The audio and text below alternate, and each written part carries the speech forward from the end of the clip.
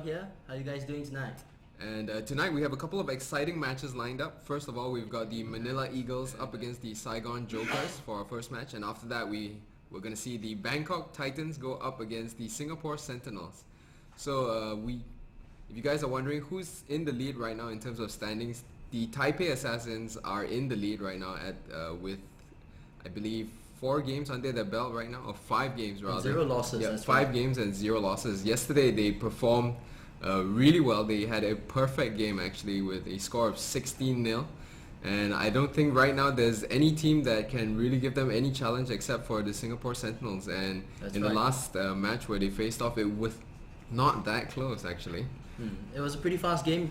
Ended about 24, 22 minutes. It was actually a pretty one-sided game, but of course they're going to be facing each other again in the near future, so I think everybody wants to see how they perform in the next time that they meet. That's right. So anyways, back to what we have lined up this week. We have actually updated the tournament server to the newest patch, which is the Darius patch. Okay. So we may see some teams picking up Darius. Have you managed to try him out yet? Oh yeah, I've given him a try really, but he's really strong in the top lane or jungle, but I prefer him in the jungle most of the time. He dishes out lots of damage as a kind of like a bruiser kind of champion. Especially his hemorrhage. Not many people actually notice it, but he does a good amount of DPS. But his signature move actually would be his execute. What do you call it? You mean his ultimate, yes, right? Called, yeah, anyway, I think the great thing about Darius right now is that, yeah, as everybody has been saying, his ultimate, everybody thinks it's really OP. But they recently had a chat on State of the League, one of the podcasts, or rather shoutcasts in the US, where they have a couple of the pro players come on and talk about new champions, new patches and stuff like that. And they were actually talking about Darius in that State of the League video, and it seems like most of the pros don't think that Darius is as OP as the average player does, because even though he has very, very high amount of damage on his ulti and it really can destroy a team when the team is low on health, he doesn't really have that many defensive maneuvers. Oh, that's right. Like in terms of escapes and spells that make him innately more tanky, he doesn't really have that many things. He doesn't have. So I think a lot of players have been a little bit, I would say, overestimating his ability. That would be true, you know. Probably in the high level games you would see him build, even though if he's built tanky, as you say, if he doesn't have that steroid that keeps him up, you know, with a good defensive buff or an aggressive buff, something to run away, he's not going to last long, because that's what's most important in team fights sometimes. Yep, and the other thing is that in this new patch we have a complete graphical overhaul. Oh, I really like that. Have you seen the brush changes? You know, they make it so real now. Yeah, everything in the game looks better, and the best part about it is that despite everything in the game looking better, it actually improves your performance. Like everybody's been getting higher frame rates now that they've updated the patch, so they've basically optimized the graphics for LOL, and you know, it's quite cool that they've made the graphics better, and instead of it being more taxing on your computer, it's actually less taxing. It's like packing more in your backpack, but it's gonna weigh less, you know? Yeah, I don't know how they did it, but it's amazing. I really like the Ash change too, you know, when they changed the whole aesthetics of it and the movement and attacks. I think the new Ash looks incredible. She's got completely new animations, she has new skins, all of the skins have been remade. Right. And I think that right now we're actually having a Ash sale, so if you haven't checked out the new Ash, you can head over to our forums where we have I think some videos showing the new skins, and they're not new skins, but they've been completely redone. Rework skins. Rework skins. And you guys can check that out and have a look at what sales we're having for Ash. And if you guys have just joined us for the first time this week and you're wondering what the GPL is about, the GPL is the first regional fully professional tournament LOL league, and basically we've gathered 6 teams from around the region. That's from Singapore, Malaysia, Taiwan, the Philippines, Vietnam and Thailand, and we have 6 fully salaried teams from each of these countries. So these they're players working on the clock, training every day, preparing for matches. So they're paid professional gamers. That's right. All they do is not all they do all day, but but what the bulk of their day consists of them training and practicing to take part in the league and to bring you the highest quality level of gaming that is possible. About that, what you say, they don't game every day. I've heard that Singapore Sentinels actually practice Muay Thai in their free time. It's like to build aggression, you know. Wow. Okay. And it's good, you know. If anything ever happens in one of the live tournaments, in one of the offline tournaments, you know, they'll be able to. If they can't beat them in game, maybe they can beat them in real life. Yeah. A nice roundhouse kick to the face, you know. Yeah, but we would not encourage that, of course. No way. So anyways, maybe we can just have a look at the lineup that we're going to see from the Manila Eagles today. And these are the guys who are going to be playing. We are not exactly sure who they'll be fielding because they do have more than 5 members on their team. We have AP carry Kaigo. I've seen him play Rise a couple of times, and he's been doing really well as Rise. Some of the other notable players, Rebenga, I've seen him playing Jax pretty well as well. And you know, about Rise actually, the changes to the AP scaling and the tankiness of it actually really haven't affected Rise's ability to play a tank mode. Because Riot actually mentioned that they didn't want Rise to be played all the way as tank because it's getting too OP. Yep. So they changed the scaling for the mana to the damage ratio and increased the AP ratio. So a lot of players thought that this would actually change the way Rise would be played into more of a glass cannon style with lots of mana and like Archangel stacking. Yep. But they actually realized that despite the changes, Rise still stays as a very powerful playstyle as a tanky kind of mage with the Frozen Hearts and Banshee's Veil. It doesn't really change that much of it. So yeah, Rise is still pretty strong. Yeah, I mean, there were a lot of people trying to figure out whether the Rise changes were actually a nerf or a buff, but I think in the end, they didn't really change his playstyle. I think like the only difference that we're seeing nowadays is that more and more players are picking up the Rod of Ages on Rise as opposed to before where they were just going straight for Banshee's Veil. Right. Now there's actually a little bit of I mean, there's more point in getting a Rod of Ages nowadays because of the better AP scaling as compared to before. But damage-wise and tankiness-wise, Rise is still a huge burst damager, and he still is very tanky. And in fact, his ulti, which gives move speed, is pretty useful. I think you gotta always catch up to that pesky guy who's running away to snare him. So yeah, it's actually like a free ghost, and it does really help him land those rune prisons. So I think overall the Rise changes, they didn't have as much of an effect as what Riot initially thought. So the other player that I was talking about, Rebenga, he's been playing a lot of Jax, and Jax has been popping up in the meta game a lot more recently.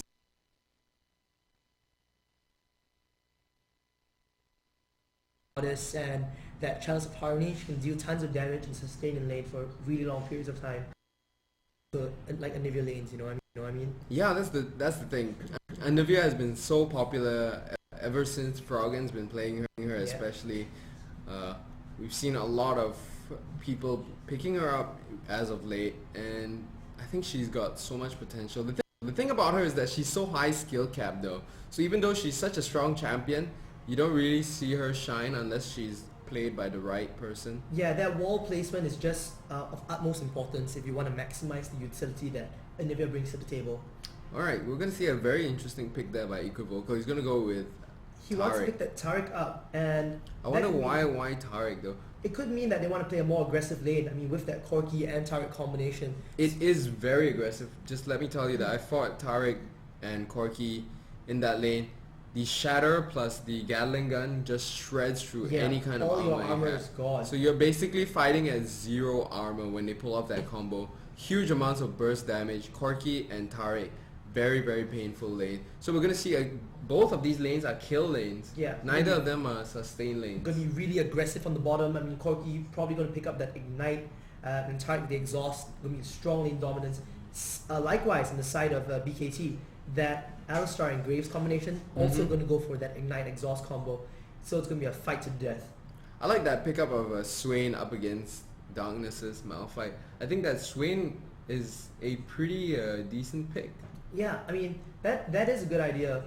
But we're going to see either Anivia, because they already have that Anivia, so she might not go mid if they pick up the Swain. Instead, I think they're going to switch it over to a Warwick, who will probably be facing the Malphite in the top lane. So Warwick against Malphite. I think that Warwick is a good, decent pick against Malphite. The thing about Malphite is that a lot of his damage comes from that ground slam. And the thing about ground slam is that it really destroys champions that rely on auto attacks because it slows down your auto attacks so much. That's right. Whereas for Warwick, he's not really a champion that relies so much on his auto attacks. It's more so his hungering strike. Yeah, his hungering strike. That Q is really important. That does most of the damage, and I think that picking up Warwick against Malphite is a good choice. Yeah, and likewise, I think Darkness's decision to pick up Gragas against Anivia is pretty solid as well. That wall isn't going to be much of a hindrance as long as he has that body slam up. Yeah, that's for sure. So good counter pick, I feel, in my opinion. He might get harassed earlier on, and especially at level 6, but the burst damage that Gragas provides is immense. And that team fight presence because of that exploding cast is crazy. Yeah. So looks like we're going to the 3-minute delay timer right now, and let's just talk a bit about the kind of matchup we have in the jungle. We're going to see Lee Sin up against Nautilus. So they have, I like Nautilus more in the late game. Lee Sin's going to be very strong in that early game. He's going to be ganking a lot, I feel. We have 2 lanes where they can make plays because we've got a lane with a Taric, so that stun's going to come in handy when Lee Sin comes to gank. And of course we've got that Malphite lane with the Unstoppable Force, and that is going to be very useful should Lee Sin come by to do the gank. Yeah, so SGS's own Kai Ling, Kai the Unstoppable Force Ling, will be heading to the top lane. Yeah, that's the new nickname that we've come up with for him ever since he started playing that crazy Malphite. Yep. So Kai the Unstoppable Force Ling.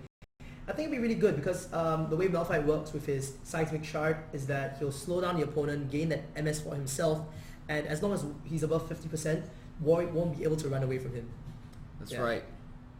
So I don't know. I think in terms of the mid lane, like I said, Gragas against Anivia should be pretty aggressive as well. If one of them can land a stun or Gragas can land that slow, I think both junglers should be able to come in for a kill as well. Yeah, the thing is though that Warwick will have to wait till he's level 6 before he can actually pull off any of those great ganks. Yeah, I think so too. Oh, Nautilus. Why did I think that Warwick was the jungler for a second there?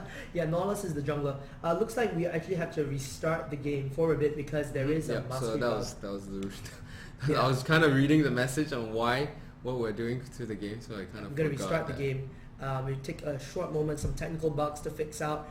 In the meantime, let's talk a bit about some things which the GPL currently has, like the statistics. If you guys haven't checked out already, we have like tons of videos, especially the one we just released about the league and how what's going on this week. I think episode 2. Yeah, that was a pretty awesome video that they made, or rather we made. The In the League episode 2 is going to show you guys what we headed down to the anniversary party. We got some of the views of the people there to find out like what they thought about the Singapore Sentinels, find out who their favorite player is on the team, and a little bit about why. And I think that's a pretty awesome video. Yeah, and I found out that Choi loves triangles apparently in that video. He does. Like, we've quizzed Choi on which shapes that he finds most appealing. Circles and squares, not so much. But triangles? But triangles, he finds them very appealing. So surprisingly, he doesn't buy Trin Force as often. No, he likes the shape of triangles, but the color yellow is quite... It's not good for him? It's not for him. Okay. So it's just the shape. We're probably going to show you the video of In the League episode 2, hosted by I think Tuna, who's we haven't seen in a while. Yeah, we haven't seen Tuna in a long time, so having him back and helping us out with this video was really fun. I mean, I worked with him on it, and I just really enjoyed that he's back here and helping us out with these videos. Yeah, so I'm probably going to move into a little video transition for a bit. Let you guys check it out if you haven't already. And when we come back, we'll be watching the match between SGS and of course the Bangkok Titans. Yep. Stay tuned. So let's have a look at that video. Hot topic, Charlie.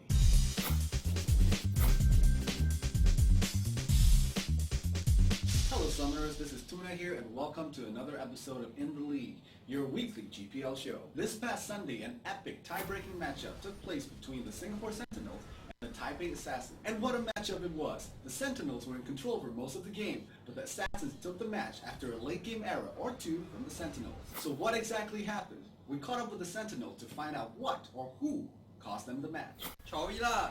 It was all Chowi. Chowi! We all love Chowi. Chowi, we love you. TPA played a very good game. Even though we were in the lead, they kept the goal difference very close the entire game.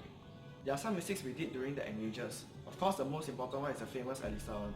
We could have won the game, but we got too greedy. Our strategy and teamwork has improved. Even without Tofu on the top and Lim Yang in AD, we played really well against TPA, probably the best team in the world. It won't be the same next time. We will definitely learn from our mistakes and improve as a team. In the next epic battle, we will definitely win. TPA going down, we gonna win. And there you have it, straight from the Sentinels. So, have you guys seen the match? If you haven't seen it yet, you can catch it right here. Did Chawi carry? Or was he the reason the Sentinels lost? Let us know in the comments below. Speaking of comments, we were down at the first anniversary event of LOL here in Singapore, and we asked the public about the Sentinels. I'm here at Brunei for the LOL SG's first anniversary party, and the action's taking place on stage right now.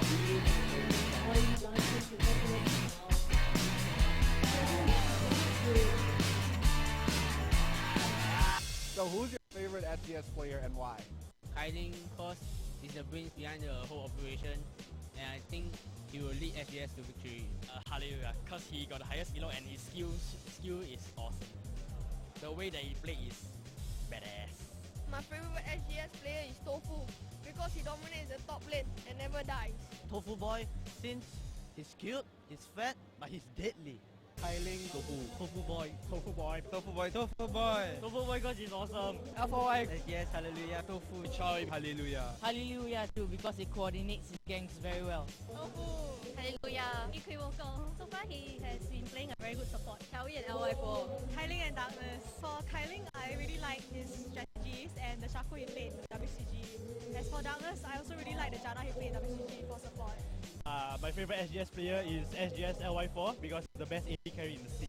Like for Equivocal, SGS Chawi, like for Hailing. Kyling. Chawi, because his like AP mid is like really super scary and everyone just doesn't want to play with him. Well, I'm a Singaporean, so I cheer for Singapore. Yeah, go SGS. I think the SGS will win. SGS will win. SGS will win. SGS will win because Chawi will carry them. I'm gonna support SGS because they're Singaporean and go local, man. I want to support Singapore, but I think Taipei might win it. Based on the history, they've been beating Singapore a couple of times already. No. But let's hope, things change. Go SGS! Go SGS! SGS win the league. SGS for the win! SGS for the win! Awesome SGS! SGS for the win! SGS for the win! SGS Chawi loves triangles. SGS fighting! Go SGS, heavy is so hot. Go SGS, win GPL! SGS don't throw game. Lim Yang's beauty will win the game. Go Sentinels! Be sure to tune in to the GPL from Friday to Sunday, 8 p.m. onwards. This week we have an epic rematch between the Taipei Assassins and the only team to beat them, the Manila Eagles. You don't want to miss that. And that's it for this week, and if you did enjoy the show, please subscribe to our channel and check out our last week's video right here.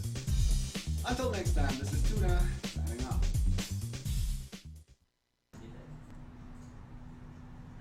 Alright, so hope you guys enjoyed that video of In the League episode 2. I think you guys will be featuring this like almost every week, right? Yeah, we're probably going to be having a In the League video every single week, and it's always going to be something fun, something cool, and yeah, so there's a lot of reason to watch it. And I think some of you guys may have tried to click that subscribe button, and you have found that it doesn't work because that was from the YouTube video itself. But anyways, you guys can still subscribe to our channel. Just make sure to hit the button up somewhere there. Yeah. I think it's... You can just check out the channel, and there's lots of content which is updated almost every week.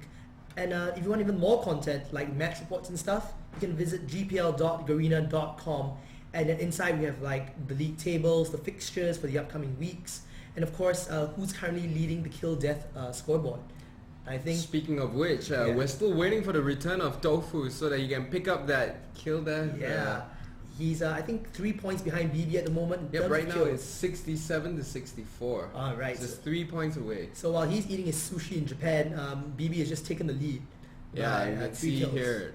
So he has to Tofu come back. doesn't look really happy at all about being 3 points behind. That can't be good for him. I mean, this entire time, I think... But what do you think? One game, do you think he can make it back? I think so. I mean, it's been his ambition to get like the top of that table ever since the start of GPL. He's made it his own like credo to make it and be the best in the top lane.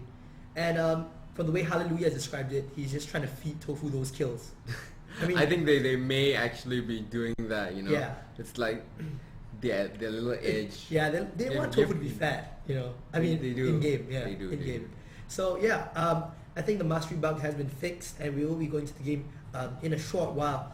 But in the meantime, let's talk a bit about the people on the rankings currently in the tables. Yep. Top 3 teams. I know TPA is first, SGS is second, but on the third, who do we have? We have the KL Hunters, and they're going to be protecting that top spot in the 3rd place this week. So tomorrow they're going to be up against the Saigon Jokers at 8 p.m. and that's going to be really a test of whether or not they can hold their position at the top 3. So right now they've got 5 league points, while the Saigon Jokers have 4 league points, and they just need that 1 extra point to put them on par again, and then the KL Hunters will have to fight to defend that title of theirs. Yeah, they've been playing really fierce lately, and my worry for them is that the Saigon Jokers have Nix Water on their team now.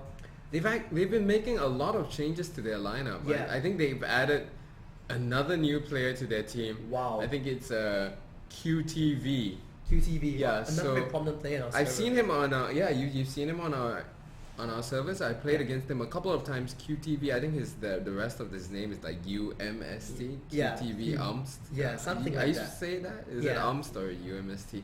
But he's pretty good. He plays a number of different roles. I remember him for his Vega. I just somehow remember that he Vega. played a lot of Vega. I'm not too sure if he'll be playing the AP mid role though, because Nix Water is the AP mid champion And- for SAJ. Oh, and right. here we are in the game. That's Let's great. check this out. Let's see what kind of strat they're going to open up with. Looks like Kyling is going to move to the top lane first. They might want to actually invade into the opponents. I think they have a pretty strong open. They have that turret stun, which is pretty strong, and of course Malphite probably going to pump that seismic shard to lock people down. While the other side of Bangkok Titans, they only have that Alistar to open up with. Yep. Probably just the Pulverize and But the Dredge Line. Pulverize and the Dredge Line plus the Nivea Flash Frost is pretty potent as well. I think they got a nice level 1 fight ability. That is true. They do have a bit more range to play with. But it looks like they're just going to cluster in the mid lane. Going to be pretty safe for both sides. BKT employing a all-rounded defense. They're going to put Warwick guarding the Tri-Brush on top, Alistar near the Wraiths, Nautilus near the mouth of Blue, and Graves on the other side as well. And this is going to cover the bases to make sure no jungle invades will happen. Yeah, there's not going to be a jungle invasion, not in the early game at least. Yeah. Because we've got Anivia there. She spotted 4 of the champions over at the mid lane, so I don't think that they're going to be able to do too much. We see a nice Sonic Wave there by Lee Sin, just making sure that there's nothing around there. And I think he's going to take the Wolves. He might want followed to... by the... Yeah. He might go for the Wolves first and then Blue, try to rush levels as fast as possible. The faster he gets all 3 of his spells, the more potent his ganking and mobility will be. And that will be a great edge above Nautilus, I feel. Yep, so going to go for that Wolf. Yeah, Wolf Blue probably. Yes, very And likely that. If he has a good strong leash on his Blue, he might be able to take Nautilus's red before anything happens. I think out of all the players, Hallelujah is very strong at counter jungling, especially if he's Lee Sin, who's really potent in the early game. If he doesn't use that smite, I'm pretty sure he will go for the opponent's red. And as you can see, yeah, he's not going to use that smite. Kyling has helped him pick up that early Blue, and he will or should be moving into Nautilus's red. Yeah, so the thing about Nautilus is he's a pretty slow jungler when it comes to finishing up that Blue, then the Wraith. And I think we have a very nice use of that early kill there on the Blue buff without using Smite to invade. But there's a good ward there by Warwick. He's going to spot him coming in for that red. So Nautilus is going to be more than ready and he's actually going to be the one doing the counter gank here. Wow. I think Hallelujah is pretty sure that they know about this already. He's going to go in for the smite on the Wraiths to slow down Nautilus just a bit more. I like this play. I really like this play. So he knew that there was a ward there, and what he's done is he's kind of fooled Nautilus into waiting it out. So Nautilus was there waiting sheepishly. And then now, yeah. And now he figures out, oh darn, he's not going to counter jungle me. He just came to grab my Wraiths and he moved off. That was a good read. I mean, it was a good counter read in fact. Yep. He knew that Nautilus was smart enough to actually just wait for him, and instead he decided to take the opportunity to, get rid of the Wraith. Very, very nice play there by Hallelujah. So over at the bot lane, we're going to see Alistar there with the slightly more aggressive ward combo. He's picked up the pink ward. That's going to help him de-ward any kind of ward that they put in the bottom brush. Yeah. And that really helps with getting control of the brush. Yeah. But of course, Corki with his phosphorus bomb. He can review the brush by himself just by casting that Q Yeah, spell. that is really useful, especially against Alistar, because Alistar is all about just camping there in that brush, waiting for the opportunity to get that headbutt pulverized combo. Yeah, and I feel that's what makes Corki a really strong pick nowadays. Not just for his 10% true damage buff, but also because his ability to detect units because of that Q. And once he hits that 6, it's a lot of pokes just going down.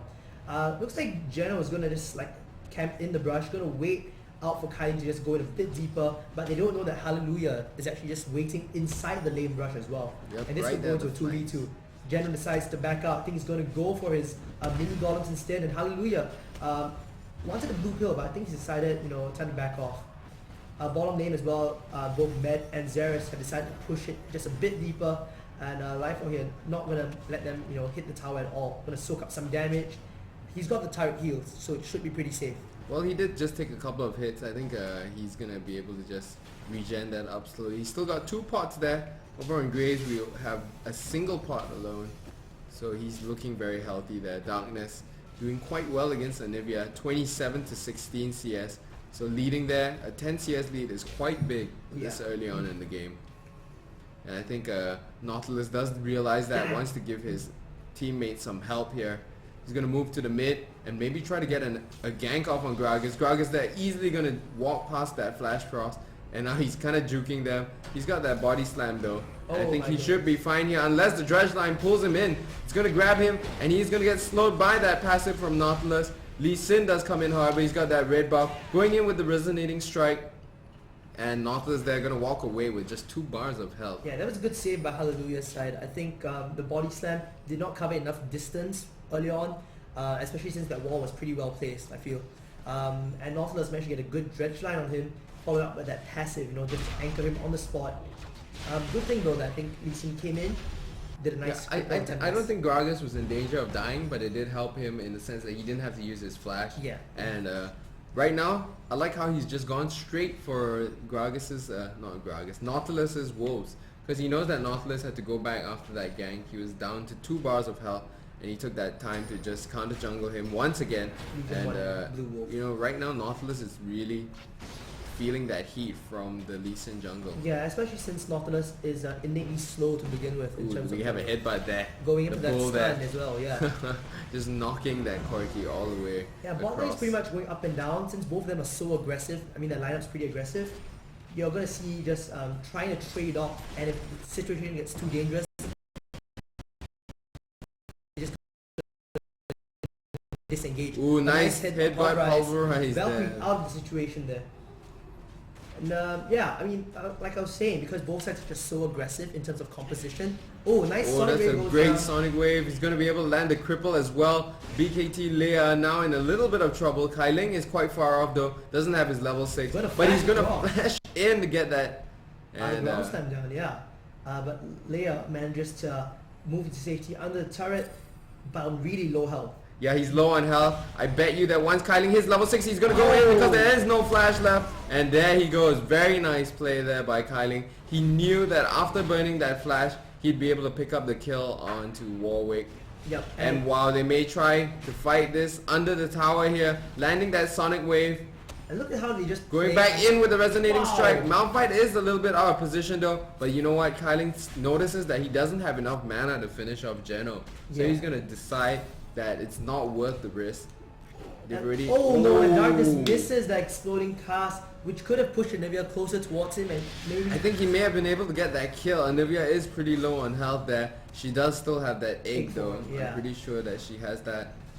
But still, ouch. Yeah, I like the way that they played under the turret and earlier on with that Nautilus. I mean, he threw in that Sonic Wave, moved out of turret range, just took one hit, and then decided to follow right back in with that Resonating Strike. Yeah, it was a pretty good play, but you know what? There was not enough mana on Malphite to make use of that. And we do see some pings going down. We do see a ward going down at the top there from both Warwick and Malphite. Let's have a I think, pretty much it's quite even on top lane now. I mean, now that advantage has swung onto the side of Malphite, especially since Leia died and is now slightly behind in terms of XP and in terms of farm as well. A good 10 CS to Malphite. Yep. And Malphite has picked up both his GP5s, a Philosopher's Stone and a Heart of Gold. That's going to give him much more goal advantage as the game snowballs. Wow, I just noticed that as well. He just picked up those two compared to Warwick, who's only got that Philosopher's Stone. Going to be racking up that gold in no time. And in the mid lane, I think NVM has picked up that blue buff. And Anivia blue buff is really annoying to lane against. Yep. Because she can just constantly throw out that ultimate, that Glacial Storm, and just let mana return to her, like bit by bit. Hallelujah now trying to go in to assist Kylie for the kill on Leia. His safeguard is they're not going to go good in right here. There is still no flash on Leia. Leia going to use that endless rage. Not endless Dragon's Rage. Yeah, that Dragon's Rage. We from Lee Sin, right? Yeah, Lee Sin there. Sorry, you're going to use that Dragon's Rage to there. kick him out. Yeah, Kylie also used his Unstoppable Force, but it was not enough to stop Leia from going down. That damage, and he was sustaining just too much turret damage as well. Pretty much a trade-off because Warwick had to use that Infinite Duress. But the thing about it is that Warwick's pretty thick, so I don't know why they thought they'd be able to grab that kill too easily. He was at full health, the Unstoppable Force, they're not going to deal too much damage. And of course Malphite has gone for that GP5 build, so he's not going to be packing too much damage either. He hasn't gone for any Doran's rings or shields to help with his tanking. So kind of weird why they went for that dive there. Yeah. I feel that it was a little bit of a waste of two ults. I think the way Kylie plays, he mostly wants to transition into a really strong tank towards the mid game, and from there his roaming ability and ganking powers is just really incredible. As a Malphite especially, whose base stats are nothing short of amazing. Oh, they're going to go for the dragon here on Team Singapore Sentinels. They've got that pink ward down, and with that they'll see that nobody is going to spot them. Yep, Darkness holding his lane pretty well against both Nautilus and Anivia. And I think this is going to be an easy Dragons for the side of SGS. Yep, there we go. First dragon going to the Singapore Sentinels, putting them in a 2.5k goal lead here at the 10-minute mark. Equivocal going to get spotted out there by Med. Yeah, and they have that ward there as well. So once again the explosive cast not landing, going to dodge that flash cross just barely. And I like how he just like started to drink his cask in the middle of the Glacial Storm. So cool. There's always time for beers. There's always time for beers, yes, at least in my books there is. So yeah, both sides now it's only like a 1-0 we're gonna see a very, very high burst damage there on Graves. Dropping down to 3 bars there, gonna get hit by the Ignite. The exhaust does stop Corki in his tracks however, and we probably will see Alistair get quite low, but he has that ultimate unbreakable gun of his, and he went back in for that collateral damage. I love that flash combo there by Tariq, just using that stun shatter combo. And then finishing it off with that missile barrage from Corki.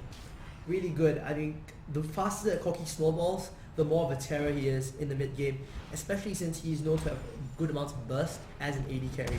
I seriously didn't think though that they'd be able to kill that Graves so quickly. I think Graves found himself in a little bit of an unexpected situation there. Yeah, but like you said, that shatter combo is really powerful at reducing the armor values, and if Corki is running those flat AD reds, then it's going to pack up quite a punch. It is. And it's not like Alistair has a armor aura like Tariq does, or Soraka who can boost the armor value significantly. So in that case, I mean, looking at the draft, you probably it's not always a good idea to show your bottom lane like right on the get-go. Yeah, they usually, the way they do it is they normally pick one of the champions for the bottom lane, either the support or the AD first. Yeah. And then they reveal the second pick. But in this case, they went for both first. And the only reason I can think for that is that they wanted to secure both champions. So they wanted to make sure that they get their hands on Graves and Alistair. Yeah, these are two strong champions. Wow, we're going to see a gank here over on... the Alistair, yeah. Yep, Alistair. He ball steps across the wall, throws an exploding cast. Of course, that saves Geno, but not for long. And it looks like Hallelujah is just going to come back in. They're going to be able to dive this. Anivia does get knocked right into the air by the Malphite Unstoppable Force, and that egg does get scrambled. Yeah, especially by that Red Baron Corgi who just like decides to throw bombs on it. Yep.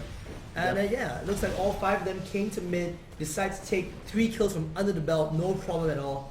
And right now I think it's going to be an easy one. Darkness says lane is going to be pretty secure. You're going to just down the mid turret. And from there, a roaming Gragas, what I like about it is that his cooldowns for his ultimate are really fast. It's like a minute. And the thing is that he can move around very quickly as well. He's got that body slam. The amount of mobility that body slam provides is pretty deceiving. Yeah, not many people know just how easily Gragas can get up and down the map, because he can go up and down all of that different terrain there, go through trees, go up and down the cliffs. And really, he can move around the map so fast. Yeah, I mean, you don't really expect it from a fat guy to be able to move around the map as quickly. Not at all. Yeah, but I mean, Gragas proves that size does not matter, at least when it comes to moving around the map. So yeah, now the score is now 19.3k is to 14.9k in terms of the goal value, and a 5-1 lead for the Singapore Sentinels. That kill just now, that 3-for-nothing exchange, just put them in such a far ahead lead. So Corki here is going to try to work his way on this blue buff at the bottom lane, but then he decides might be a bit dangerous. Now, but I think Hallelujah's going to come in. Hallelujah's going to come in and assist him with that. Gragas as well going to move towards the south with turret. And if Corki can get that blue buff as well, I think it's pretty potent on him. One thing that Corki's usually lack towards the later part, just spamming that missile barrage, is the fact that they are low on mana. Wow, check this out. The Bangkok Titans grouping up as 4 to take down this middle, this top turret.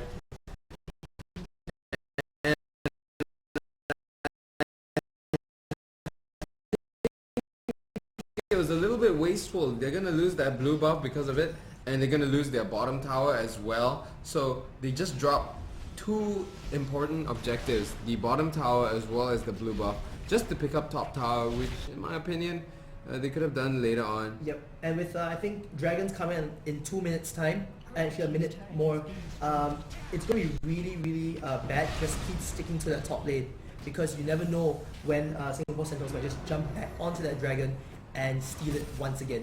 Nice explosive cast there. You see dropping really low. And Warwick flashing in for that ult. We do see the dredge line as well as the depth charge combo. And that's going to pick up. But I think for the trade, they're going to take down the second bot turret. The Singapore Sentinels will take down Bangkok Titans' second bottom turret.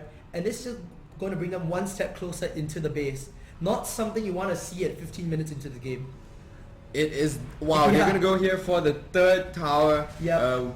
Anivia trying to make his way back there. Graves is going to wall. Anivia tried to use the teleport back, but you know what? They're long gone from there. Yeah, and Corki because they all went back, now Malphite is going to push with Lee Sin in the mid to take that middle turret as well. And it's just crazy. Singapore Sentinels are all over the map, and they're just trying their best to just push into the base. Malphite has gone pretty tanky already. He has that Belt of Giant Strength along with a Null Mantle. Going straight for the... should be the Sunfire. Yeah, either the Sunfires, or he could decide to try to build into a Randuin's Omen, which I think is really strong at disrupting the opponents.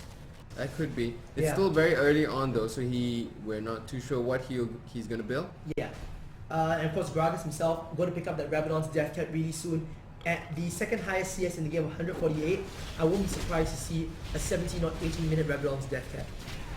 Not at all. And once that happens, you know that ultimate of his, the Exploding Casks, scales 1:1, and when it landed like how we saw in Alistair, it's gonna chunk their HP off, just smacking them across with alcohol. And like I said, now again, they're gonna go for the secret dragons, the secret dragon with the pink ward. Yes, I like how they've been just really on the ball with the dragon timing, getting there as soon as they spot the opportunity. And you know what? The Bangkok Titans can't even do anything about it. Yeah. They're gonna lose that dragon. And right now, if they want to take back this game, they have to have more map control. Yeah. They have absolutely no control of their buffs. Wow, going in for the Exploding Cast, throwing Graves out, not hitting NVM in the process. but I think they will be able to cover some distance now. Alistair going to come back in for the hit, but Malphite though going in for the unstoppable force. Kyling leading the charge. Wow, and he now managed to land it there. yeah, it looks like Kyling will pick up Graves as a first kill. He's going to come back in super tanky, like I said, by dropping really low from both Nautilus and Alistair. Nautilus flashes forward, trying to catch Kyling in the process, but LY4 picks up Anivia instead. And now Kyling going to be the sacrifice for the team, giving a kill to Nautilus. Oh, Koki gonna use his Valkyrie to come over. He's gonna start bursting down Alistair. Not the target that's the best for him to do that. But you know what? They're able to switch to Nautilus real quickly. Flash there being used by Alistair, but he wasn't able to get away. And right now, Leia gonna pick up the kill on Gragas. This is probably going to be it for BKT's Leia. Oh, he's gonna jump in with the resonating strike. Should be able to finish him off. Tempest does go down. Oh goodness, he was so close. He did not manage to get that last sonic wave onto him. It was still on cooldown. He used his Tempest and was about to cripple. Right. But just not close enough. Just not close and enough. I liked how when he timed his resonating strike onto Nautilus, when Nautilus flashed across that wall, he decided to just follow right through and safeguard back to his teammates. Nice use of that. Yeah. So yeah, I mean, right now I think Gragas has finally picked up that Rabadon's death cap because of all those assists he picked up in that earlier fight, and he's going to be a big pain to play off against, as well as LY4's Corki, who already has built up that Trinity Force and another BF sword. So you can only imagine the amount of hurt he's going to deal when the Gatling gun is on you. If he gets an Infinity Edge, there's nobody who's going to be able to survive that Corki burst. Yeah. And that true damage from his passive as well, it's gonna just shred through anyone. Yeah, but one thing about Bangkok Titans that they have right now is that they have tons of CC on their team. Leia's ultimate, that infinite duress, of course Nautilus will be really potent with those crowd control spells as well. And not to mention, if you can get a nice flash frost, you can stun more than just one guy. And that's a big, I mean, I haven't talked about Alistair yet even. So we're looking at a very heavy CC team for Bangkok Titans. Gragas gonna get caught out there. He's gonna use his body slam to try to get away. Nice dredge line there. Leia trying to use the infinite duress. Gonna get stunned there. Getting extremely low. And LY4 does take him out. Now Graves is finding himself in trouble as Malphite chases him down. Nautilus goes down as well. And BKT here just being scattered and swept up by the entire team, Singapore Sentinels team. And that's gonna be an ace. Yeah, it's going to be an ace. I mean, Kyling was so fearless in that fight. I don't even noticed it, but he was just pushing back all the rest of the tanks. Both the Alistair and the Nautilus were not able to get in the face and use their crowd control spells because Malphite was just being so annoying. And because of that ace, they're gonna capitalize on it and just grab the Barons. Yep. The Baron's buff. Malphite is that rock wall that wall. people just can't get past. He's pretty tanky right now, and as I did call it out, Sunfire's kid. Yep. Why is everything plural nowadays? Oh, Sunfire Cape. My goodness, I think it's the. So about the only thing that's plural right now are the two Doran's blades on Lee Sin. We do see Doran's rings on Gragas. And just a single Shurelia's Revelry. The Shurelia's Revelry. We've got side wards though, those are pretty side wards as well. Yeah, the side wards. Man, but yeah, I mean, aside from that, the match has been pretty one-sided. I mean, BKT has not been performing too well in the GPL so far. If I'm not wrong, they have not won a point in the league.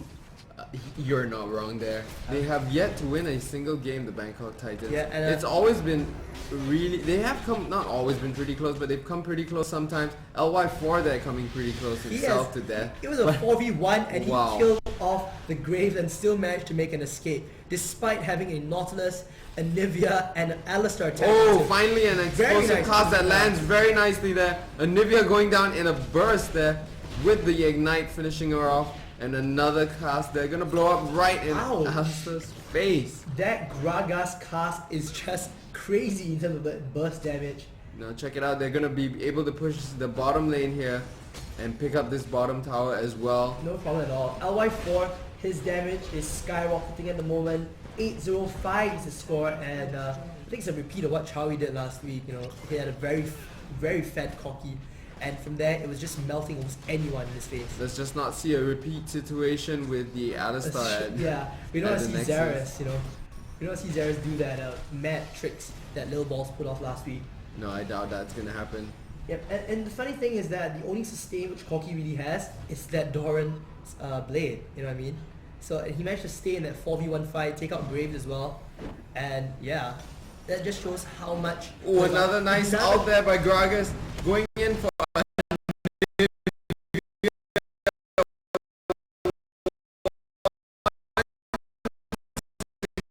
But this time she's got her egg up, but you know what? It's not going to be able to save her. They're still going to be able to grab the kill on her. Exhaust goes down on Graves there.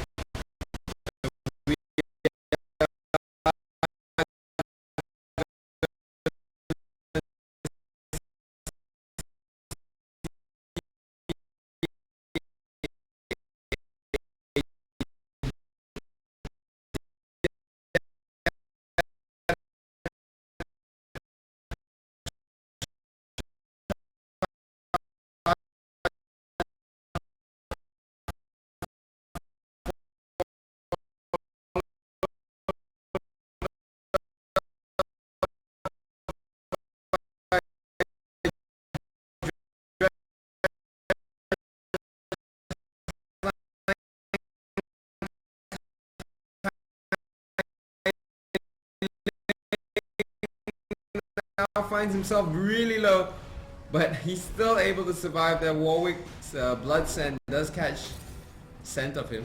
Yeah, catch a scent of him, and now Kylan going to go back in, throwing that seismic shot. Oh, and that bait! That bait! Oh wow. My goodness! Warwick there falling for that bait. It was clearly a bait there. He had vision from that blood scent, and he still went in there. That seismic shot really stops Warwick, because with that, Kyling's able to actually get a lot of momentum, a lot of speed up. He gets speed while Warwick loses speed. Yeah, so there's no way that Warwick was going to be able to come in there and just swipe away at him. Yeah, that blood scent, man, just helped Kyling so much. And he's going to fly back, Hallen's going to fly back in. That Baron buff is really helping them a lot because of the 1% max HP and max mana regeneration. Life 4 doesn't really care, he's going to flash in, just try to pick up that kill onto NVM. And I think that's going to be GG well played. If Tofu was here, he'd be getting like lots of kills to get himself back on top of the charts. Oh, right now, Corky is the one picking up all of those kills. 10-0-8. That is an amazing score to have. They're going to be taking out the Nexus turrets right now. Warwick trying desperately to defend this. We do see a smoke screen from Grace, and look at that. They're not even flinching as they walk straight into that. And wow. What a crazy like DPS output all these guys have.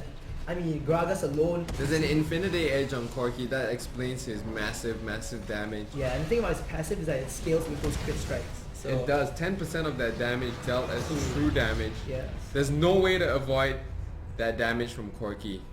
I think, yeah, with that, it was a very easy victory for SGS, I would say the least. They did have much of a contest up against BKT, and it's been shown in their skill. You know, they've been training lots lately, and these guys, especially against their match against TPA last week, I think they've been really good contenders when they meet up in the following week. Once again. So 24 minutes in, and the Singapore Sentinels grabbed this win with a very convincing lead. 24 kills on their side as well, so that's a kill a minute. Wow, that's a kill a minute for the Singapore Sentinels. Yeah, that is pretty epic there. 24-4, so only 4 kills that scored by the Bangkok Titans. Yeah, and look at Equivocal's score. It's 0-0-18. That is one of the best scores a support can have. When I see that, I get really proud. Where you don't die and you get all of those assists, and you don't even steal any of the kills as well. Yeah, you should feel proud. That's really nice. Yeah, you should feel really proud of yourself when you do that. And not to say the least, this match, LY4 with that 10-0-9 score at Corky, I think, wow, just amazing. Just ripping through things as Corky. There was nobody who was able to even get close to stopping him. So anyway, if you're tuning into the GPL for the first time and you're wondering what we're playing these games for, what this is, it's Asia's first fully professional League of Legends league. We've got 6 countries participating in this. We've got Thailand, the Philippines, Vietnam, Singapore, Malaysia, and Taiwan. And all of the teams that are participating in these are professional teams. They're fully salaried. They're paid every month to play this game. And that's why you can expect a very high level of skill here on the GPL. Yeah, and they're not just competing for like fun and stuff, you know, they're competing for a grand prize of 40,000 USD. 40,000 USD. Yeah, that's an insane amount of money, and I think for like one of the biggest leagues in the local scene so far in Southeast Asia. So as you can see, right now, if you want more information on the standings, you can check out the website gpl.garena.com. If you are just joining us like this week, we're in week 6 now. Alright. We have previous match reports, and you can watch some of the videos of the games. Oh, played if you as well. watch any of the replays, make sure that you watch the SGS versus TPA match. Took last place week. last Sunday, and it is the best match out there. So make sure that you catch that match if you haven't Yeah. watched it yet. And I've heard that that match is like some international, like people have recognized that match as something pretty awesome as Yeah, well. it was on the front page of Reddit for a while, and I think so many people have been watching that match, Yeah. and they're getting excited about seeing the Asian teams at the season 2 finals. Yeah, and I'm I'm really excited. excited about that, seeing Asian teams go up against the North American and European teams. Yeah, and then so many things to look forward to. I mean, the prize pool for the season 2 championships is about $5 million in total, 5 million USD, That's a huge amount and of money. the grand prize is I think 2 million. Whoa. Yeah, so I mean, can you imagine playing games for a living? These guys, all the 6 teams that are in the GPL, they are eyeing for that big prize, not just the $40,000. I mean, you want to go big. Yeah, You want to go definitely. They're looking for more than that. They're Yeah. looking to be the best teams in the world, and season 2 is going to bring all of these great teams together on a single world stage.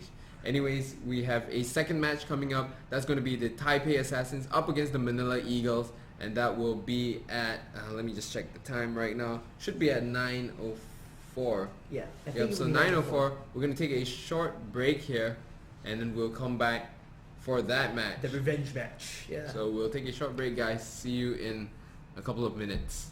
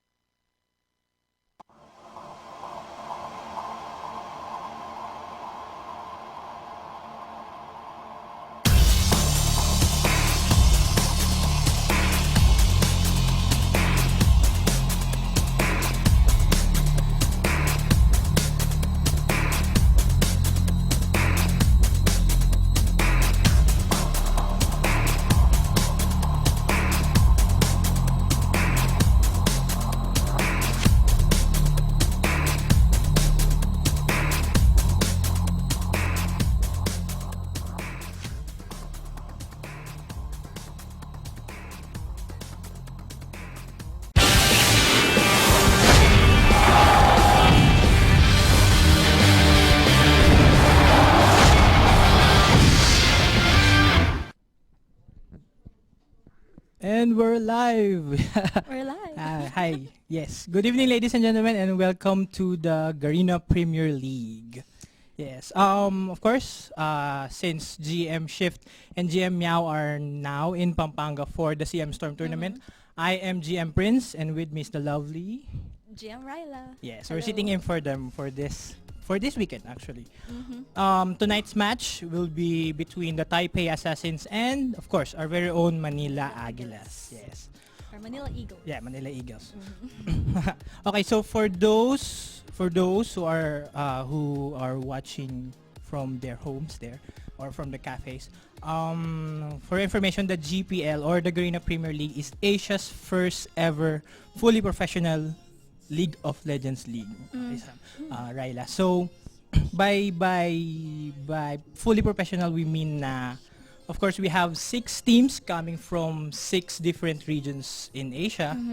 And all of them are professional, meaning they have paid salaries, they have training provided by Garena and stuff like that. Okay? Then of course we are going to look at tonight's matchup, tonight's teams. All right.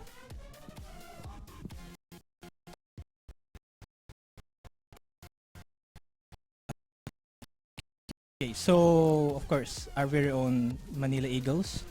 Sino bang lineup natin ngayon? Okay, so on AB carry is Kaigu. AD carry is VYY. Actually, the support is Dynasty, but Dynasty won't be playing today. And yes, of course. Support. Also, on top is Rebenga. Our jungle is Misery.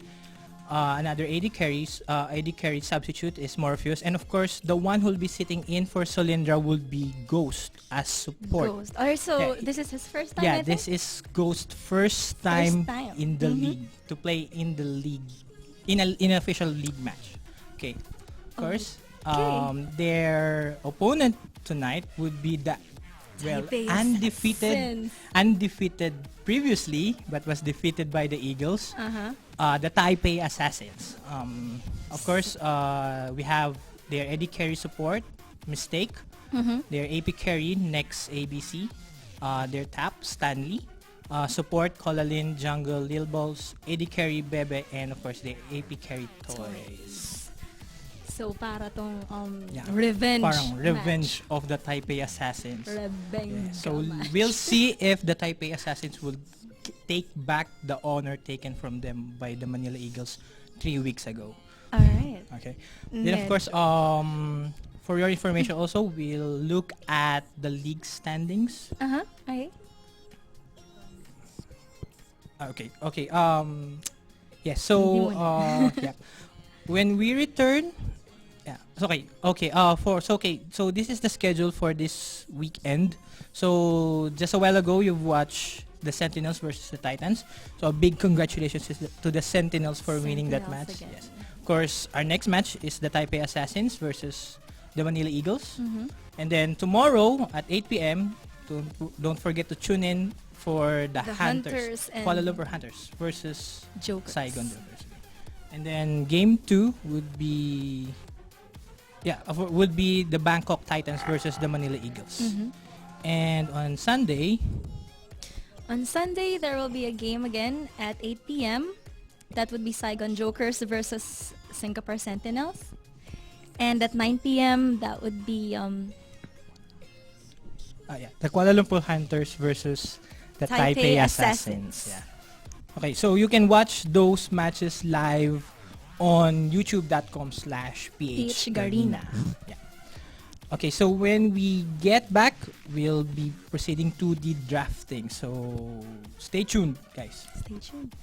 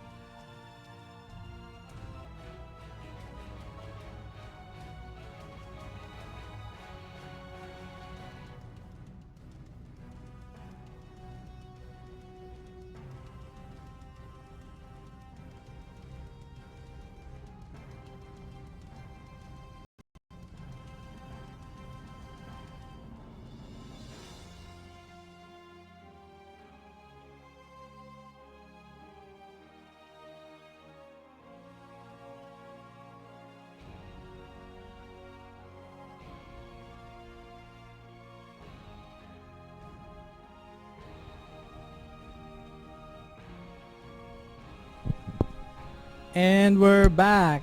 Yes. We're back. Sorry for that minor technical difficulty. Yeah. So we're now in the picking phase. So the band champions by Taipei Assassins are Nocturne, Twisted Fate, and Yorick. And for the Manila Aguilas, it's Morgana, Shen, and Dr. Mundo. Yeah. So medyo nakita natin na yung mga binaban talagang champions is yung most of them yung merong global skills or global ultis na very very useful in team fights. Yes. Nocturne, you have almost half of the map covered, and then of course yung darkness, it's really something that could break apart a clash kasi. Wala kang makita. Yes, of course. And then Morgana, we have an AoE stan, especially if nag-engage kayo in a clash. The AoE stan could really could destroy the clash for you. Parang ganun. And then Twisted Fate, of course, the global ult then that of course may glow yes, you can see that. You can of course see you can see where your opponents are. are. And of course, usually Twisted Fate takes those kills na should have got away. You know what I mean? Yeah. So panghabol siya. yes. Of course, Shen is a very very good. Well, aside from a tank, of course, more of a support unit din eh. Yep. So sometimes yung opponents you think that they can kill you, and then Shen comes in, and then wala na. Ayoko na. Of course, Yorick and Dr. Mundo are very good tanks. Yep. Okay, for the picking, we've seen Taipei Assassins pick, of course, Nunu, Kennen, Ari, Darius, and Shyvana. Yeah. For the Manila Aguilas. Yes, of course. For the Manila Aguilas, it's Lee Sin, Soraka, Soraka. Urgot, Rise, and Heimerdinger. So I don't know if they're going to really push through with the Heimerdinger though. Oh. Okay, for the Taipei Assassins. Oh okay. no, it's Master E. It's really Master E? Okay. Suspense tong mga to. Yes, of course, Taipei Assassins are well known for their unorthodox build. So we've seen before an AD Fizz from Stanley. Yes. We've seen a lot. Gulat ako dun eh. So that makes them I mean, parang hindi sila parang unpredictable. Unpredictable. Yes, unpredictable. Of course, let's see very from effective. let's see from the Aguilas what they have in store up their sleeves this time. Yes. Yeah. Lalo na ngayon. Yeah. So okay, the last pick is a Kale to be used by Rebenga. Okay? Ayun na. Yes. Okay. So at this point in time, we would like to thank our sponsors. Yes, ECS Motherboards, BenQ Power Color, our official gear sponsor SteelSeries Professional Gaming Gears, our official PC partner PC Works, and our official venue partner Pacific Esports. Yes, for Pacific Esports, of course, their manager Miss Vance. Miss Vance. Hi, Hi, Miss Miss Vance. Vance. Of course, so if you want to get the latest if you want to get the latest updates on the league, you can log into gpl.garena.com. Okay, so if you want to view our replays, news, and anything under the GPL. This will be uploaded as well. Yeah, of course, this game will be uploaded as well later on today. So those tonight, who missed this game or who missed this game, don't worry. Yes. Okay. Of course, if you want to get the latest updates on LOLPH, you can log on to our official Facebook fan page, facebook.com/lolph. Yes. Okay. Of course, GM Ryla, of course, the community manager. We have a community portal. To those who haven't seen it yet, just visit community.garena.ph. Kung meron kayong artworks na gusto nyong isubmit, you can submit them there so that ma-showcase yung mga artworks nyo. May articles done about our beloved game master, si GM Meow. Meron siyang article done, know more about her. And lots of stuff about Garena in general. So please visit community, again, community.garena.ph. Okay. And then of course we have a promo ongoing right now. A promo. Yeah, yes. a promo. So if you want cool Steel Series gears, you can join the Like Us Sir Facebook Like event. Us Sir. Yeah. So just like our pages, and then you can actually get the chance to win a lot of Steel Series items. Yeah. Anong mga pages ba yan, GM Prince, yung kailangan nila like? Of course, what you need to like, of course, okay. Sorry. 4 pages. It's of course, one is the LOLPH fan page, the Garena Philippines fan page, the Steel Series fan page, and the Manila Agas fan page. Alright. Yes. Okay. So, nasa na? Okay, let's see, where are they? Where are you? Manila Aguilas. yes. Of course, Jemrela, we have another event then. Yes, we have another event that is called I Love LOL. So if you want 5,000 Riot points, all you have to do is gawa kayo ng sign. Yeah, Nakalagay, fan sign. I heart LOL or I love LOL. And do the kumbrado pose. I'm not sure if familiar kayo doon, pero yung mga ganun. Yun, kumbrado pose, yes. That's what they call kumbrado. Kailangan nakakumbrado kayo kasi kailangan, requirement yun. Yes, and then you have, sagawin nyo lang yun and you'll get the chance to win, guys, 5,000 RP. 5,000, guys. And hindi lang yun. Marami pang Steel Series stuff. Yes. I think my headset. Yes, right? we have a headset. A cool Navy, headset. yellow Navy Mhm. edition na headset from Yep. Steel Series. Gusto ko noon. Pwede ba ako sumali doon? Meron ka na headset eh. Yeah. Of course, in case guys nagtatanong kayo or nainis kayo, bakit kami nandito? So, si GM Shift kasi si GM Meow. Sa Pampanga sila ngayon. Pampanga for the CM Storm Pampanga. So,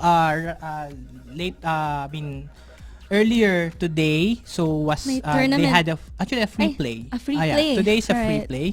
And then tomorrow is the tournament proper, which will be held sa Kaski Internet Cafe sa Pampanga. So, yung mga taga Pampanga dyan, Kabalen, hi, punta tayo sa Kaski Internet Cafe. Actually, si GM Riley is from Pampanga rin. So, so continue supporting League of Legends there sa Pampanga. And of course, next week, guys, Saan tayo next week? We are going to Cavite for the CM Storm Cavite again. leg So naman. Storm is coming your way, Cavite. Yes. So free play on June 28 sa Truthcaster Internet Cafe and on June 29 Friday sa Saivans Internet Cafe. Mga taga Cavite. Yeah. And on the 30th, we have the tournament sa Saivans Internet Cafe. I think marami daw nag-register eh. Yes. Alright, so ito na. Yeah. Actually, the game had to be remake kanina because of a bug. Oh, yeah. Okay. So, and then of course, guys, unleash the might of the sun in the fields of justice. Unleash the might of the sun. Yes, with the Iron Solari Leona skin. So it's now available in the in-game store only for 200 RP. 200 RP lang. So, 200 RP, guys. And then, of course, another thing is we would like to congratulate Wild TNC for winning the GMPGL, the Gigabyte Mineski Pro Gaming League. Doon tayo nun, di ba? Yeah, doon kami nun last. And they were really good. Yes. So, last Sunday yon. Congrats, Wild TNC. Congrats, guys. Congrats to you guys. Okay, so while we're waiting for the game to load, sorry. So Jem Ryla, sa tingin mo ba parang mababawi na ba ng Taipei Assassins mula sa Agilas ang kanilang honor? Siyempre, 'di ba, parang nung natalo sila, sigurado mag-rage yung mga yan. So, I think gagawin nila lahat para mabawi yun ulit. But still, I hope Manila Eagles could defend kung ano yung nakuha nila before. Tingnan natin. Yeah. Tingnan natin and of course, guys, as we mentioned kanina, this is the first actually the debut game ni MLE Ghost. MLE Ghost. Yeah, this MLE is, Ghost. yeah, MLE Ghost. In the before do sa mga previous matches nila, MLE Ghost is their captain, sort of captain. He makes the calls together with, of course, with Morpheus during sa previous games nila. And then now, of course, we'll test his skills sa in-game. Hindi lang yung salita, Hindi lang. pag-strategize. Yes. Tingnan natin. Let's see what will happen for this game. Yep. Okay. And of course, the usual people. They have Kaigo there, Rebenga, Misery, and VYY. Yeah. Alright, so Okay, guys. So of course we want to again thank our sponsors. If not for them, of course, we won't have a GPL. Of course, we'd like to thank ECS Motherboards, BenQ Power Color, our official gear sponsor, Steel Series Professional Gaming Gears. Of course, our official PC partner, PC Works, and our official venue partner, Pacific Esports. Okay. Of course, guys, don't forget to like the official page of the Manila Aguilas. It's facebook.com/Manila Aguilas. And of course, visit their website at aguilas.ph. Yes. So the game is now loading. Yeah. So, kamusta ka naman ngayon, Gem Prince? Okay naman ako. Medyo kinakabahan po siya, mga kaibigan. It's actually my first time to shoutcast. Actually, kahit si GM Ryla, it's her first time. Sorry. Aray Sorry naman. Bakit ba magsiyang buhok ko? It's his first time na. Yeah. Okay, Alright, so we're now in the game. Okay, so we have here TPA and the Aguilas heading for, of course, to most probably to protect yung jungler. And, yeah. Let's see if there will be an early game clash there. Up. Okay, it's almost there. Yeah. Okay. Medyo agresibo ang ating mga TPA boys. Yes. Yun si Emily Ghost, I can see him. Yes. Using Soraka. Yep. 30 seconds until minions spawn. Gusto ko si Soraka eh. Yes. Okay, so the blue will be up by a minute and 55 seconds. So let's see if I don't know I don't think they're going for an early clash. They're actually far away from each other, so safe. So I guess they're going for the buff na lang, the blue buff. The blue buff. Of course, yeah. Yep. Ay, sa akin wala pa mga nangyayari. Yes. Medyo nag-aantay-antay pa lang sila. Yeah. No, tumatawa si Rise. Yeah. So of course, yeah. Ayan. Yes. And then guys, of course, if you saw it, of course, Battle Cast Urgot is also available na rin on LOL page, on the LOL PH item store. So maporma na si one. Urgot. Yeah. Actually, Urgot is a very nice champion, guys. Masakit si Urgot. So they're going for the blue buff. Para kanina yung blue buff. Yeah. So Sino kayong kukuha Shyvana is nun? going. Shyvana got the blue buff on the blue side, and yeah.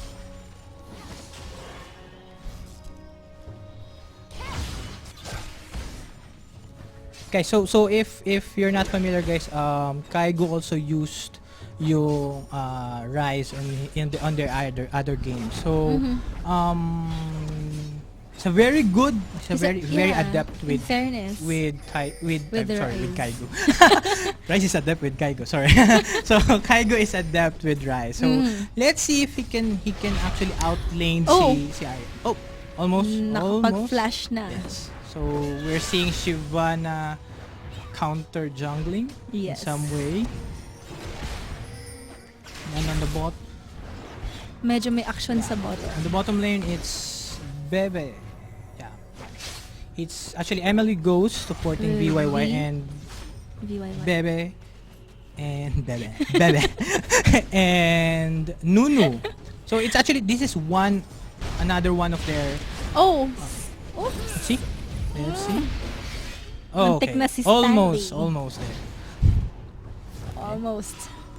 But not quite. But not quite. Okay. So what we're seeing in the bot is a bit of slightly unorthodox na rin. We've seen Kennen used at the top lane, but Kennen on the bottom lane acting as a carry with as support. Nunu support is a bit unorthodox, which is of course something na very good Taipei Assassins with. Yes. They're really good with making up new lineups, new strategies. So I don't know, maybe the Agalas doesn't have an idea of what they're going to expect and what they're going to face here. Yep. So and Dilbos, as usual, in the jungle. Shyvana got the red buff, I think. Habang ngayon nag-aaksyonan pa rin sa bottom. Si Rise. Misery is there waiting if in case any of the two. Okay, it's gone actually. He was waiting. If Kennen or Nunu would magmamaasing na mag-tower dive. Yes. Kaso hindi. Teka, nasa mid. Yes. Medyo. It's okay. Yes, of course, at the top we have Rebenga on Kale and Stanley on Darius. Actually, we've seen a lot of Darius these past few matches. Kale, what do you think? Well, Kale might have an advantage because of her range attack, her slow attack, but well, Darius is a bit tanky naman kasi. It's a very tanky champion. Like that one. Then of course, his ult is very masakit. Yeah, very masakit. Very masakit. Very masakit. Na-ult ako nun Also for your information, Darius' ult actually is if Darius happens to kill a champion with his ult, it instantly cools down. So usually at the end games, we see Darius getting quadra kill. Okay, sorry, there's the first blood from Nunu. Mistake. Oh no. Then of course, bawi tayo. Yes. And of course, Rebenga with the help of Misery just killed. Nakabawi tayo. Yes, just killed Darius. So 1-1. 1-1. Of course, lamang lang ng konting gold. Yes, of course. TPA. Medyo lamang si TPA doon. It's after all a first blood. Alright, and may pangalawa we see na an naman. engagement in the jungle and Misery just killed Bilbos. Yes, mga kaibigan. So 1-2. Well, that's a bit of a risky counter jungling from Shyvana. Pero lamang pa rin tuloy ng konting gold. Lamang. Alright. Yep. Sa mid, nagtutuos pa rin si Rise and si Ari. So at this point in time, Darius just got his Philosopher's Stone. So that's more gold per second, for 5 seconds actually. For 10. Philosopher's in kulay blue. Yes, and then of course Rise already got his Tear of the Goddess. Mana? Yeah. Si Rise kasi mana based on Rise, Rune Prison, and the first skill. Sorry. Actually, the damage is mana pool based. So the more mana Rise has, of course the stronger it gets. Your spells are. Yeah. So we expect to see Rise build more on mana regen cooldown and mana pool items. Right. So for medyo may actions for the goddess we might see. Oh no. First. Okay. MLE Ghost just got dragged and those are three guys. So and double kill by Shyvana, Lil Balls. That's 3-2. That's 3-2 in favor of the Taipei Assassins. So I think they're going for the dragon. Yes, they're going for the dragon. So it's one of the strategies. Yeah, it's one of the strategies kasi. So once you usually na take or nag-gank nyo successfully yung bot lane, you can actually proceed to getting the dragon. Yes. That's why I always wondered bakit solo top. Yun pala yung reason. Yeah. Actually, one of the reasons kung bakit nasa baba yung dalawa. dalawa. Yung the support and the AD carry is that if ever that you successfully did a gank at the bot, you can actually get and proceed getting the dragon. Okay, so additional gold. So Taipei Assassins just got the dragon, so we'll wait for another 6 minutes. Yeah, 6 minutes before the dragon responds. Yeah. All right.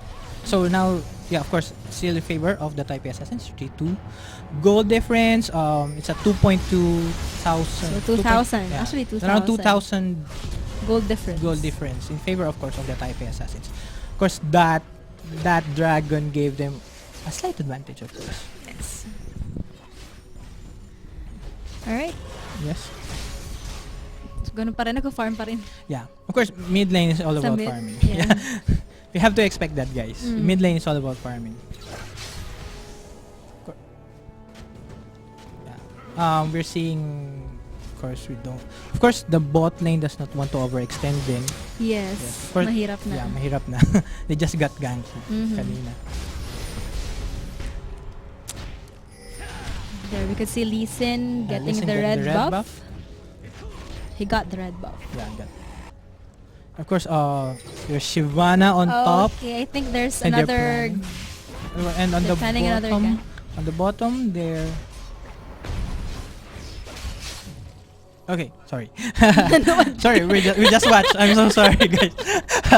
So yeah, that's an ulti lost for Nunu. But gigil siya. Yeah, yes. Medyo nang gigil siya doon, ah. Well, I think I guess Shyvana did not proceed with the gank at the top. Nasa misery. Yeah, misery. Of course. Jungle pa rin. Yes. Guys. Okay. So of course Darius got his second gold per second item, which is the heart of gold. Yeah, the heart of gold. So guys, if you're a support, if you're a jungler, usually they get these items. Kasi definitely you'll be left out in terms of gold kasi talaga. So that's why usually kasi you can't last hit sa peak. Usually support. Kasi support usually gets these gold items. Kasi we basically don't do the last hits. The AD carries do the last hits. We all know that. And of course you have expenses. So wards so wards, aura and okay, stuff. so I think they're planning another gank. Yeah, and then we have a gank at the bottom. Ulti there from Kennen and Soraka. Medyo. Alright. Okay, Kennen dies. Yep. And we got a double kill from Shyvana. And a triple kill from Shyvana. Wow. So that's a 3-1 clash in favor of Taipei Assassins. Yeah, so one tower down. And then of course one tower down. So we're seeing now a 5,000 gold difference. So that's really something medyo big. Mukhang bumabawi nga. That's a triple kill. Taipei Assassins. Galit. Good job there. Good job there by Shyvana. Good job there by Dilbos. Actually, Dilbos is really known to be one of the good junglers talaga. Yeah. Of course, we've seen Mistake, the one playing Nunu, played sa Riot Games Invitational. So he's really one of the best then. I see. Yeah. So top lane, of course. Let's see, of course, if the Aguilas can make a comeback for that. Yes. Let's see how they could make a comeback. Yep. So we're seeing so nag-one-on-one si yeah, we're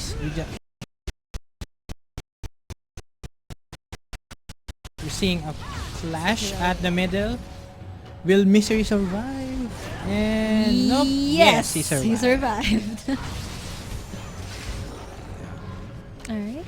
Yep. Si Shyvana matapang. Yes. I'm a dragon.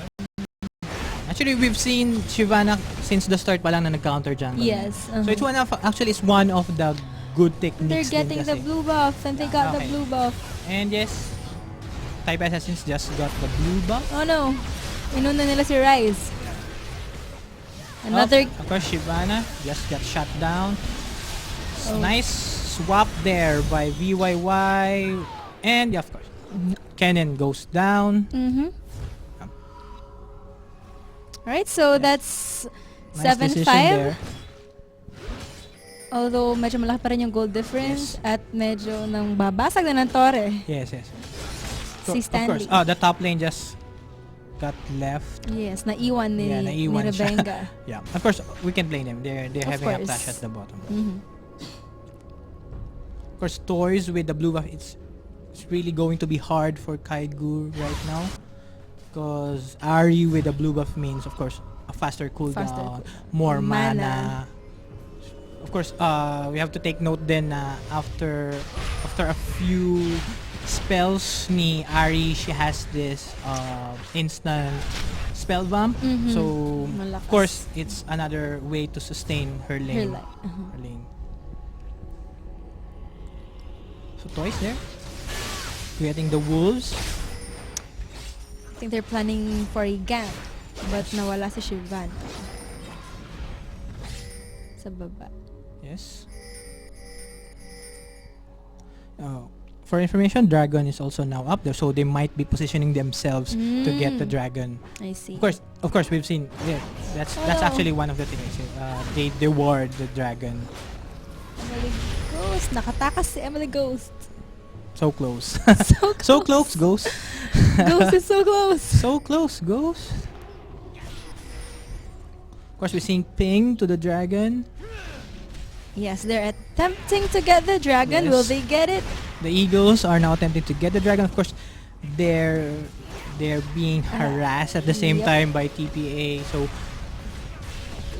let's see who gets the Dragon. Oh no. A clash there. And who got the Dragon? Did they get the Dragon? Who got the Dragon? Sorry guys, it's a bit confusing. Medyo nagulo, but naubos ang okay, I think purple it's team. TPA who got the Dragon. Sorry guys. Yeah. Oh no. Yeah, it's a triple kill From the blue team. For the blue team. Yeah. By Stan Lee. So actually Stan Lee is also known then. Actually Stan Lee was the one who used yung AD Fizz during their a few matches ago. It's one of their matches actually. Okay. Medyo naharas si So Stan Lee actually known to be the one who's been using yung mga unorthodox champions. We've seen a Fizz there. Of course we've seen a Darius now. So yung bot tower natin. Yep. So right now pinabasag na ni Kennen. Right now is Taipei Assassins leading in the goal. Of course, they've got 2 dragons na. So that's a big thing. But in fairness, yung deaths or yung kills, I mean, Kills are a bit close, of course. But of course, the Siyempre, goal pa rin. difference is still something you need to look at, of course.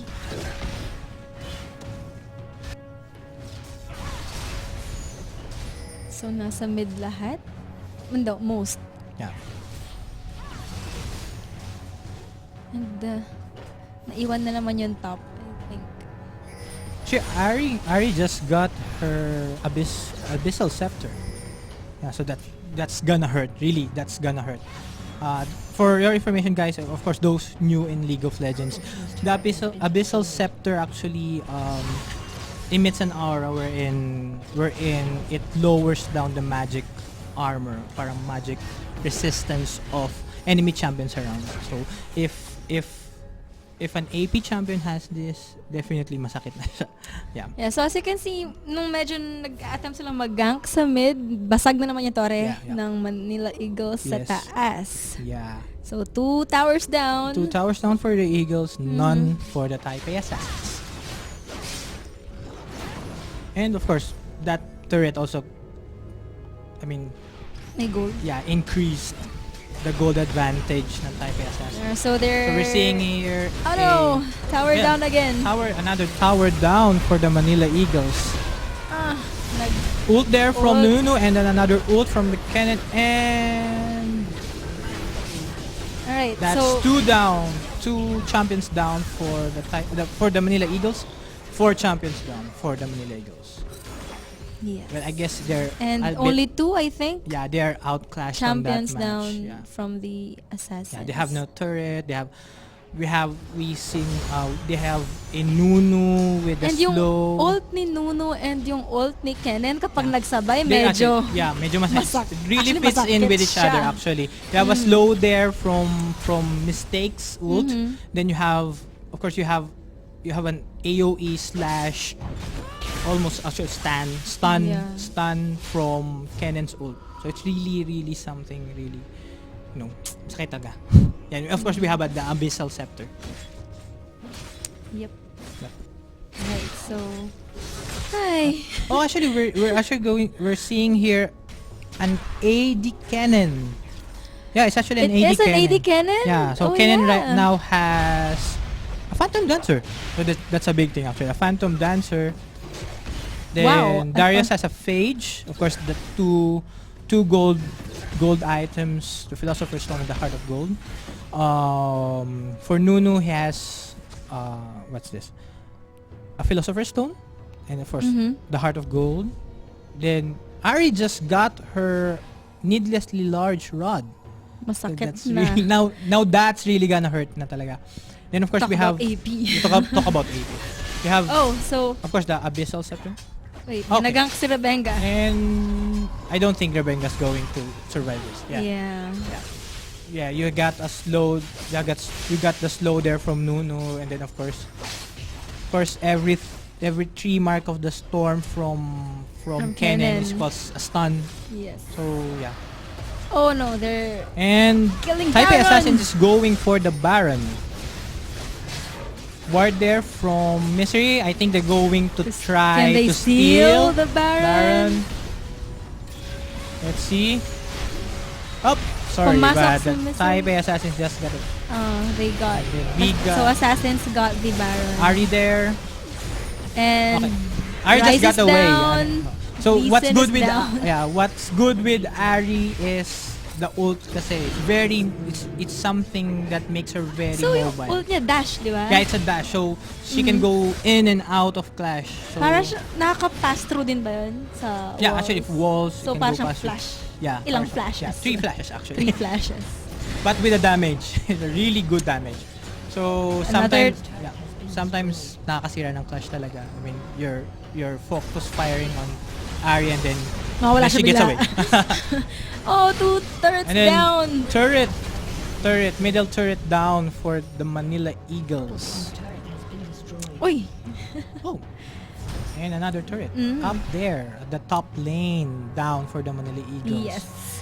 We're seeing here at almost a 20,000 gold Gold advantage. difference. Yeah. For the Taipei Assassins.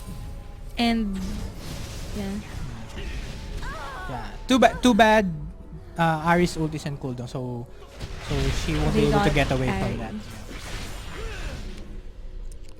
Oh, for Benga's items, we were seeing a Berserker Glyphs here, and he also got BF Sword. Oh, that's a bit nice. So we guess he's going for an Infinity Edge. He already has a BF Sword and a pickaxe. Oops. Almost. Muntik na sa Misery. For Urgot, he's got a... What's this? Oh. Kennen just got gank. But He's he getting got away. away. He's getting away. Okay, he got away. Back, because they're like Stanley and Nunes there to the rescue. Shivana goes in, got kicked out by Listen. Mm-hmm. Again, another gank. Okay, I think the dilemma here for the Eagles is that Darius is already very tanky. He's got he's tanky and he's got damage. Masakit So na he's at got a matigas. Trinity Force. It's a Hindi big thing. Hindi na siya Yeah. madaling patayin. Yes. Then Shyvana's got, of course, Shyvana's got an Aegis of the Legion. That's plus armor, plus damage, 30 minutes. plus magic resist for the whole team. Yeah, for your team. Yes. So I think now, nagde-defend na lang ang Manila Eagles. Well, yun lang naman ang kailangan talaga lang gawin. Lalo na may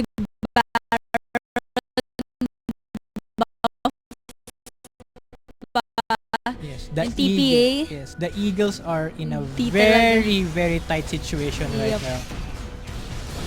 Medyo galit talaga Yeah. ang Assassins. It's the revenge of the Assassins. Babawiin namin sa inyo. Yeah. Kinuha niyang panalo. Yes. So yeah, sa lahat naman ng game, hindi mo malalabanan talaga madalas pag may Baron buff. Yes, of course. Of course, actually, usually what teams do if their opponent has a Baron buff, you don't risk a clash with them. Yeah. So def lang. Usually, advantage ng turret yung ginagamit din.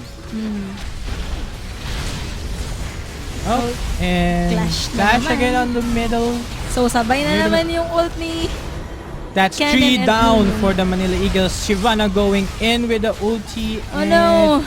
Yes, it's an ace for Taipei Ace-u Assassins. for Taipei Assassins. Yes, ace. Yes. The So, purple basag team ng inhibitor. Ng Yes, Eagles. went down. And I think they're Tatapusin going na for nila. the game. Alright. 2 Nexus turret down. They got their revenge, I think. And the revenge goes to the Taipei Taipei Assassins. Oh well. Oh well. Well, guys. Well, of course. What can you do? So good job there by the Taipei Assassins actually. But, TPA do good job, but I guess it's not really that enough. So, They did their best. Yeah. So let's look at the end game stats. Go end game stats. Yep. Okay. There you go. So we have here a lot of assists from TPA Bebe there. Bebe. Yeah, Bebe. Actually, leading on the minion kills kills. is also Bebe with his cannon. He actually went for AD. We have Anzonia's Hourglass and Abyssal Scepter for toys. So he didn't went for the Rabadon. He went for the Zonia's Hourglass. Yes. Yan yung naging gold ka, di ba? Yes, actually, you became invulnerable. Yep. For 2 seconds, I think? Yeah, 2 seconds. Alright. Yeah.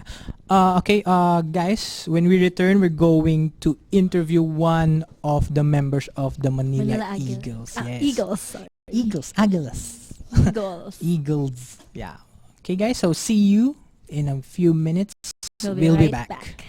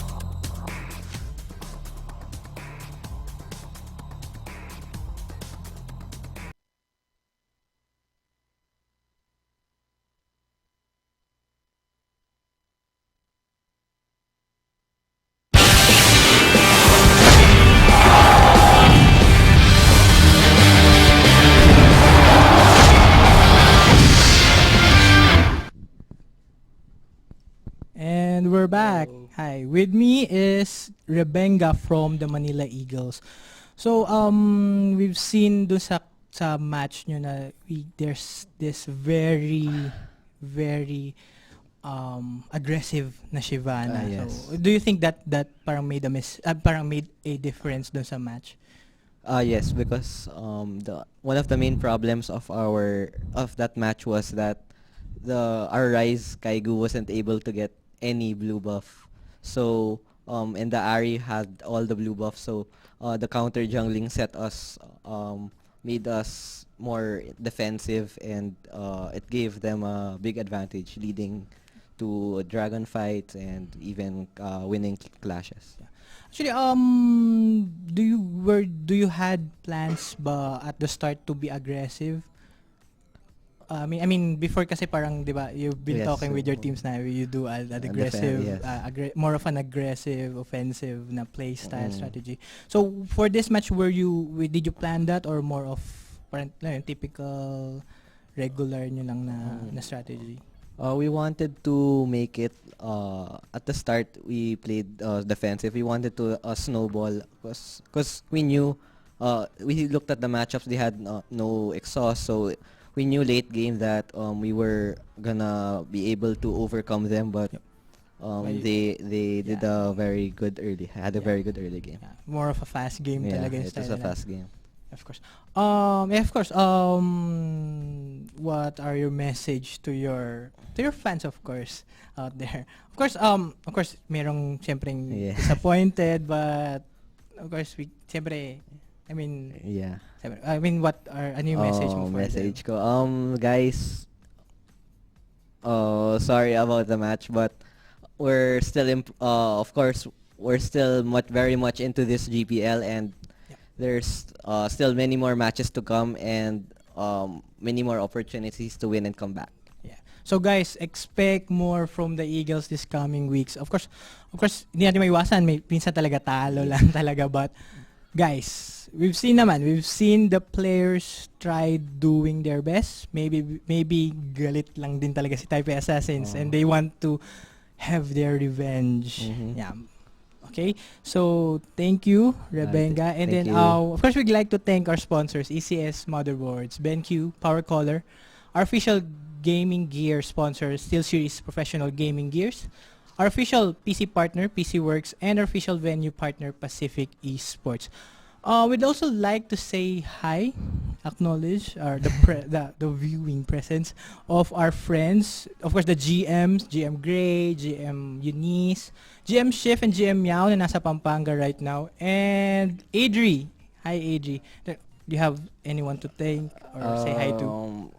Hello po sa mga nanood, especially yung mga yung aking pamilya, tsaka yung mga ka-PM ko yung kanina na nanood kayo. Sorry na hindi masyado maganda yung resulta, pero may match kami bukas against Bangkok Titans. Yeah. So catch the Manila Eagles tomorrow versus the Bangkok Titans. That's at 9 p.m. tomorrow. Of course, before that, we have a match between the Kuala Lumpur Hunters and the Saigon Jokers. If ever the Kuala Lumpur Hunters win this match, they're going to secure the third place ranking sa GPL. And of course, on Sunday, we have the Jokers versus the Singapore Sentinels. Sentinels have shown so far great potential. They almost beaten yung Singapore Sentinels sorry, the Taipei Assassins, the Taipei Assassins last week, although medyo nagkamali sa, they had a bit of a fault there, and then talo.